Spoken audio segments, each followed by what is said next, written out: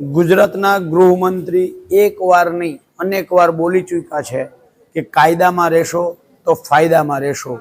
ત્યારે મારો સવાલ ગૃહમંત્રી શ્રીને એ છે કે ભગવાન દ્વારિકાધીશની નગરી એવી દ્વારિકામાં જો પત્રકાર સલામત ન રહેતા હોય, તમારા જ ભાજપના મળતિયા લોકો પત્રકારો ઉપર હુમલા કરતા હોય, એના પગમાં ફ્રેક્ચર કરી દેતા હોય, ત્યારે મુખ્ય રાજ્યના ગૃહમંત્રી શ્રીને વિનંતી છે કે કાયદામાં રહેશો તો ફાયદામાં રહેશો। નિવેદનો જે આપો છો એનો ખરા અર્થમાં અમલ કરો અને ગુજરાતની નહીં દેશની ચોથી જાગીર જેને ગણવામાં આવે છે આ પત્રકારો ઉપર થતા હુમલાઓ, જો પત્રકાર જો સુરક્ષિત ન હોય તો ગુજરાતની આમ જનતા સુરક્ષિત કેવી રીતે હશે?